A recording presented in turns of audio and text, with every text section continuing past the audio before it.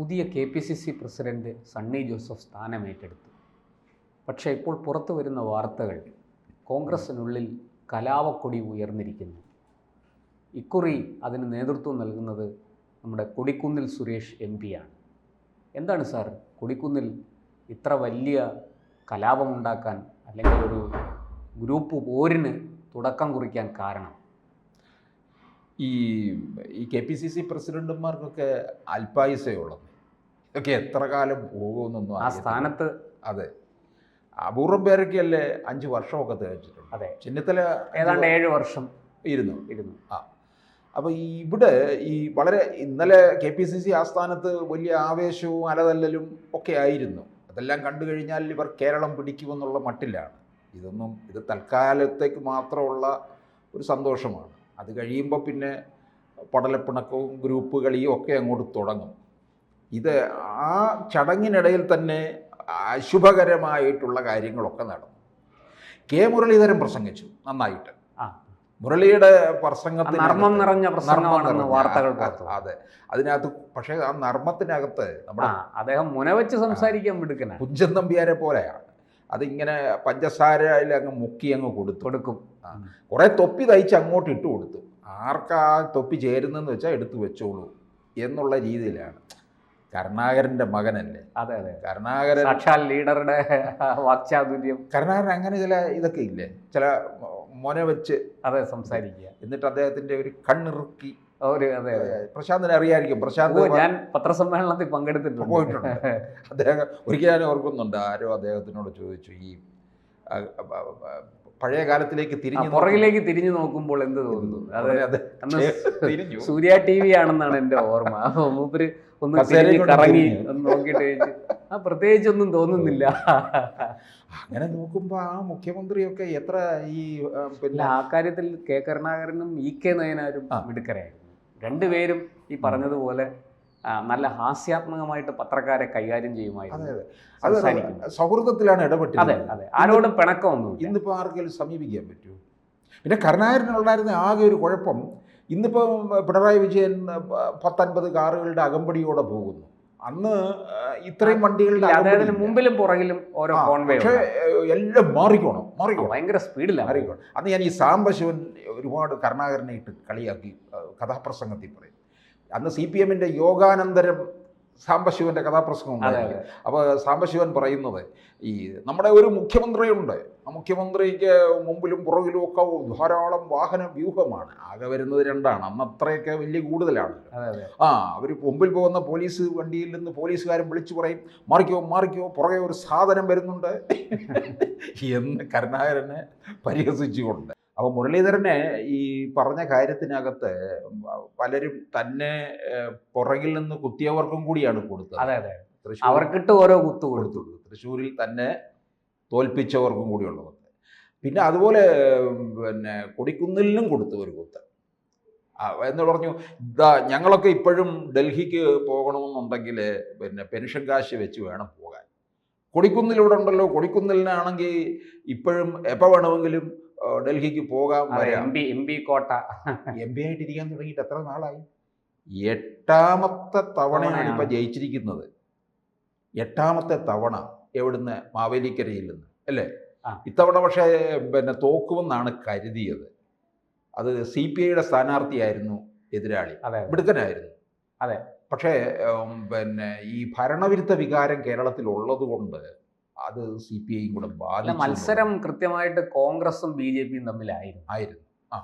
മാവേലിക്കര BJP-ക്ക് ഒരു പ്രതീക്ഷ വെച്ച് പുലർത്തുന്നുണ്ട്. ഇല്ല, BJP അവിടെ BDJS-ന്റെ സ്ഥാനാർത്ഥിയായിരുന്നു മത്സരിച്ചത്. അതെ, BDJS, ബൈജു കലാശാല, അങ്ങനെ ആരോ. അതെ. ഇപ്പൊ നോക്കണേ, കൊടിക്കുന്നിൽ സുരേഷ് അവിടെ പിന്നെ KPCC ആസ്ഥാനത്ത് നിന്നുകൊണ്ട് പ്രസംഗിക്കുകയാണ്. 62 വയസ്സായി, 8 തവണയായിട്ട് MP ആണ്. 26ാമത്തെ വയസ്സിൽ MP ആയതാണ്. അദ്ദേഹം പറയുകയാണ്, ഈ KPCC ആസ്ഥാനത്ത് ചുവരിൽ നോക്കൂ, 37 പേരുടെ ചിത്രങ്ങൾ ഇരിക്കുന്നു. പ്രസിഡൻ്റായിട്ട് 38ാമത്തെ പ്രസിഡൻ്റാണ് സണ്ണി. ഈ 37 പേരുടെ ചിത്രങ്ങളിൽ ഒരു ദളിതനുണ്ടോ? ഒരു പാർശ്വവൽക്കരിക്കപ്പെട്ടവനുണ്ടോ? ജാതിക്കാട് ഉയർത്തി ഒരു തരം വിരട്ടൽ സ്വഭാവം കാണിക്കുന്നു. 26-ാമത്തെ വയസ്സിൽ MP, ആ. 49-ാമത്തെ വയസ്സിൽ കേന്ദ്രമന്ത്രി, ആ. KPCCയുടെ ജനറൽ സെക്രട്ടറി ആയിരുന്നു, വർക്കിംഗ് പ്രസിഡന്റ്, പ്രവർത്തക സമിതി അംഗം. ഇദ്ദേഹം ദളിതനാണ്. ഇനി എന്ത് നേടണം? KPCC അധ്യക്ഷ സ്ഥാനം വേണം, മുഖ്യമന്ത്രി സ്ഥാനവും വേണം. അതാണ് നോട്ടം. ഈ കാർഡ് ഉപയോഗിച്ചുകൊണ്ട് എന്തെല്ലാം ചെയ്യാമോ അതിനകത്തുള്ള ശ്രമങ്ങളാണ് എടുക്കുന്നത്.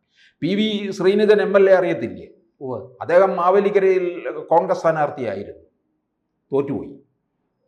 ആര് തോൽപ്പിച്ചു? കൊടിക്കുന്നിൽ സുരേഷ് തോൽപ്പിച്ചതല്ലേ അത്? കാരണം ഒരു പാർട്ടിക്കുള്ളിൽ നിന്ന് തന്നെ ഉയരുന്ന ആരോപണം, പാർശ്വവൽക്കരിക്കപ്പെട്ട ആരെയും തൻ്റെ വിഭാഗത്തിലുള്ള ആരെയും തന്നോടൊപ്പം തന്നെ അല്ലെങ്കിൽ മുകളിലോട്ടും വളരാൻ അനുവദിക്കത്തില്ല. മാവേലിക്കരയിൽ കോൺഗ്രസ്സുകാരെ എല്ലായ്പ്പോഴും തോൽപ്പിക്കാറില്ലേ? തോൽപ്പിക്കുന്നത് ആരാ? കൊടിക്കുന്നിൽ തന്നെയാണ്. കൊടിക്കുന്നിലിന് എല്ലാം ആകണം താനും. ഇത് ഞാൻ ചോദിച്ചിട്ട്, ഇത് എന്തിൻ്റെ പേരിലാണ് ഈ ജാതിക്കാട് ഇപ്പോൾ എടുത്തിരിക്കുന്നത്? ഇദ്ദേഹത്തിൻ്റെ കാര്യം തന്നെ നോക്ക്. ഇത്രയും കൊല്ലമായിട്ട് മാറിക്കൊടുക്കാത്ത എന്തായിരുന്നു? കഴിഞ്ഞ തവണ കൊടിക്കുന്നിലിന് സീറ്റ് കൊടുക്കില്ല എന്നൊക്കെ പറഞ്ഞുകൊണ്ടിരുന്നു. ഈ സീറ്റ് കിട്ടിയില്ലായിരുന്നെങ്കിൽ എന്ത് ചെയ്യുമെന്ന് അറിയാമോ? ഈ കാർഡങ്ങ് എടുക്കും. ഈ കാർഡ് വെച്ചൊരു കളി കളിക്കും. ഒരാളെ തോൽപ്പിക്കാനും പിന്നൊന്നും ചോദിക്കത്തില്ല ആരും. ജാതി കാർഡ് വെച്ച് കളിച്ചാൽ അല്ലേ? അതിന് മുന്നിൽ നമ്മളങ്ങ് അതെ പിന്നെ നമ്മളെ തിരിച്ചടിച്ചു കളി. പാർശ്വവൽക്കരിക്കപ്പെട്ടവരെ അവഹേളിച്ചു, അവർക്ക് സ്ഥാനമില്ല. എത്ര വനിതകൾക്ക് ഇതിനകത്ത് ഇവർ സ്ഥാനം കൊടുക്കുന്നുണ്ട്. അതിനെപ്പറ്റി എന്താ പറയാത്തത്? ഏതെങ്കിലും ഒരു വനിതയുണ്ടോ KPCC അധ്യക്ഷ സ്ഥാനത്തേക്ക് വരാൻ? ആകട്ടെ. അതെ, അതൊന്നും കൊണ്ടുവരുന്നില്ലല്ലോ. ഇദ്ദേഹത്തിന് മുഖ്യമന്ത്രി ആകണം, ഇനി ഇപ്പം KPCC അധ്യക്ഷനാകണം. KPCC അധ്യക്ഷ സ്ഥാനം ചിലപ്പോൾ കണ്ടിരുന്നിരിക്കാം അല്ലേ? ഒന്ന് ആലോചിച്ച് നോക്കി, 26-ാമത്തെ വയസ്സിൽ MP ആയ ആളാണ് ഇത്. അപ്പം ഇനി ഇപ്പം 62 വയസ്സ് ഇനിയും കിടക്കുകയാണ്. ഈ ഒരു 4 വർഷം കൂടി ഈ MP സ്ഥാനം കഴിയാനായിട്ട്. അദ്ദേഹത്തിന് ഇനിയും രാഷ്ട്രീയത്തിൽ ഒരു 10 വർഷം കൂടി നിൽക്കും. 75 ആണല്ലോ വിരമിക്കാനുള്ളൊരു അനൗദ്യോഗിക പ്രായമായിട്ട് കരുതുന്നത്. ഈ കോളേജിൽ പഠിക്കുന്ന കാലത്ത് ഇദ്ദേഹത്തിൻ്റെ സ്വഭാവം ഉണ്ടായിരുന്നു. എല്ലാ കോളേജുകളിലും ചെന്ന് ഈ KSE യൂണിറ്റിൽ നിന്ന് പൈസ പിരിക്കുന്ന എല്ലാ മാസവും ചെല്ലുമായിരുന്നു. അങ്ങനെ ഇദ്ദേഹത്തിന് സിറ്റി മണി എന്നുള്ള പേര് വരെ ഉണ്ട്. തിരുവനന്തപുരത്ത് കോളേജുകളിലൊക്കെ അറിയപ്പെട്ടിരുന്നത് അങ്ങനെയാണ്.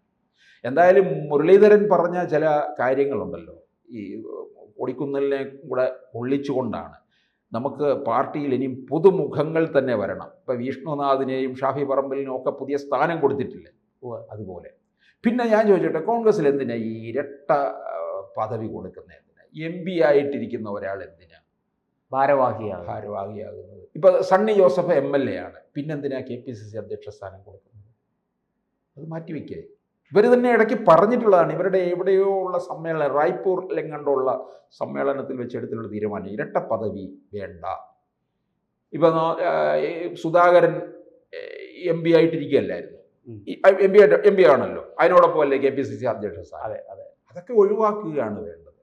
അങ്ങനെ അപ്പോൾ എല്ലാവർക്കും മറ്റധികാരം കസേര കിട്ടാതെ ഒരുപാട് പേര് കോൺഗ്രസ്സിൽ ഇങ്ങനെ നിൽക്കുന്നുണ്ടല്ലോ.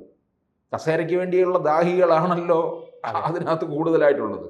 ഇപ്പം ഇത്രയും കിട്ടിയിട്ടും ആർത്തി തീരാതെ നിൽക്കുന്ന ഒരാളാണ് കൊടിക്കുന്നിൽ സുരേഷ്. കൂടുതൽ വാർത്തകളും വിശേഷങ്ങളും നിങ്ങളിലേക്ക് എത്താൻ ABC മലയാളം സബ്സ്ക്രൈബ് ചെയ്യുക, ബെൽ ബട്ടണും അമർത്തുക.